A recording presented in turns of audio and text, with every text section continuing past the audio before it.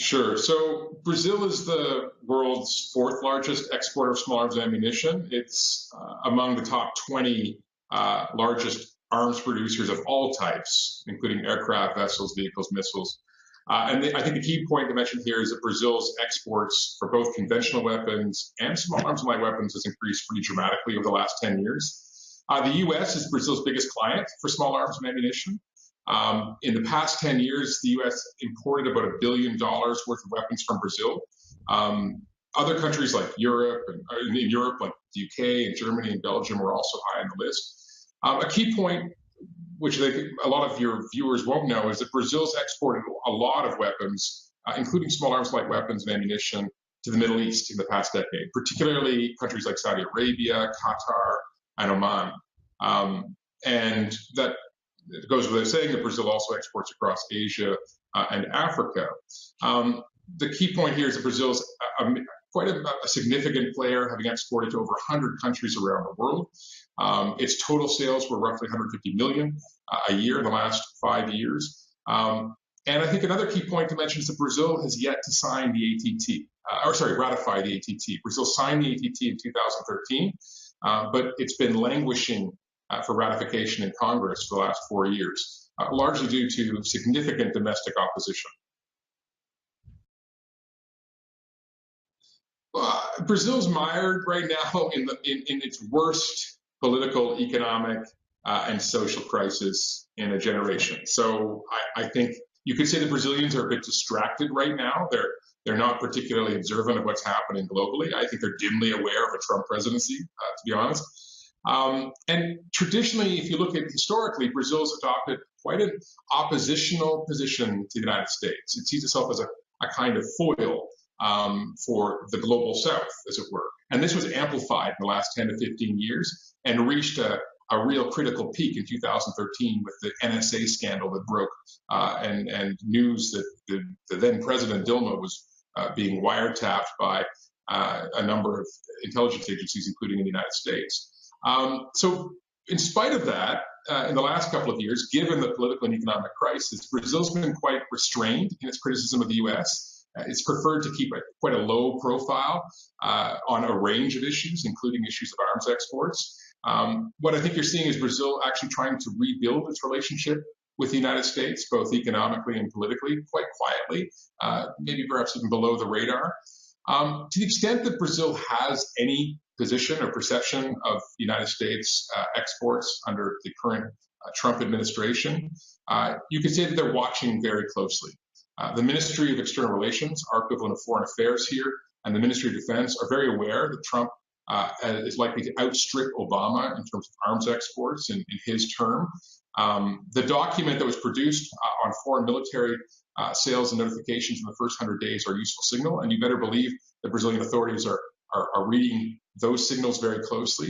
I think Brazil will see this increased export drive by the United States as a form of competition, and it's already taken measures to ramp up its own exports in response to the United States. The Ministry of External Relations just issued a memo to all of the embassies around the world, the Brazilian embassies, requesting that diplomats actively ramp up sales and exports of all range of conventional weapons, including, by the way, cluster munitions. So I think Brazil, on the one hand, will be looking to solidify and consolidate where it can its relationship with the United States after a decade and a half of, let's say, antagonism, but at the same time, we'll read into the drive to increase exports with some degree of trepidation, and will likely look to ramp up its own exports. Sure. I think there are many red flashing lights ahead. The U.S. is clearly ramping up its military involvement in the Middle East since Trump came into office. The Middle East is also a major market for Brazil. And there's a long history of Brazilian exports to Gulf states, not just of conventional arms, airplanes, ships, and missiles, but also cluster munitions, small arms, light weapons, and parts, as well as non-lethal weaponry. And so what we're seeing increasingly are weapons that were made in Brazil turning up in many of the hot spots across the Middle East, most recently in Yemen. There have been 3 reported cases of Brazilian weaponry, including cluster munitions turning up in Yemen, and some of them being involved in the killing of civilians. And so Brazil's come under heavy criticism. But given the amount of political crisis and economic crisis in the country, it hasn't really had much of a dent, frankly, on public opinion or on government policy. And to the contrary, what we're seeing is Brazil relaxing many of its constraints on weapons sales to countries like Saudi Arabia, at the same time as the U.S. is lifting its restraints, human rights restraints, in terms of arms exports to countries like Bahrain. Neither Brazil nor the United States appear to be prioritizing human rights when thinking about their exports of weapons.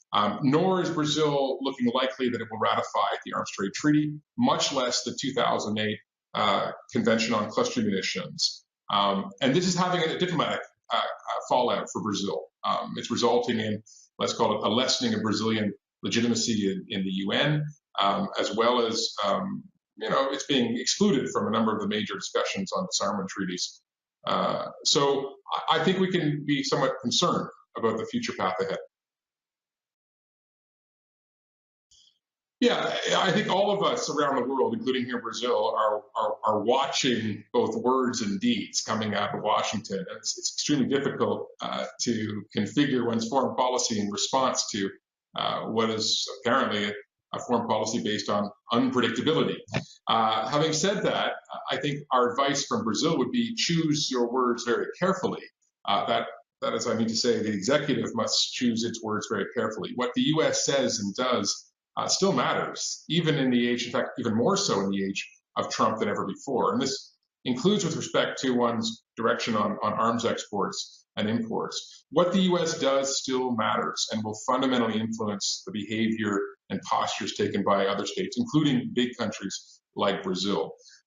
It's very likely that the U.S. will withdraw from the ATT. This will probably have knock-on effects. Well, it will have knock-on effects. Won't probably have knock-on effects. And it will certainly have effects down here in Brazil, where ratification of the ATT was on the table and is increasingly being taken off the table by a relatively small group of well-paid members of Congress, well-paid as in well-paid by the arms industries here, who have been agitating for Brazil to remove itself from the ATT process.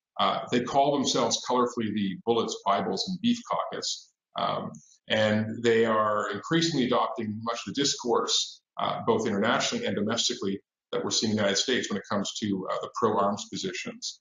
So Brazilian arms manufacturers, Brazilian members of Congress, and Brazilian citizens, in spite of all the distractions down here, are watching the signals that are coming out of Washington. And it's going to be very important that the United States recognizes that they still have that leadership role. It does raise a question. I mean, if the United States is not going to apply and adhere to human rights criteria when considering its foreign military sales, I guess the question is, what are other countries expected to do?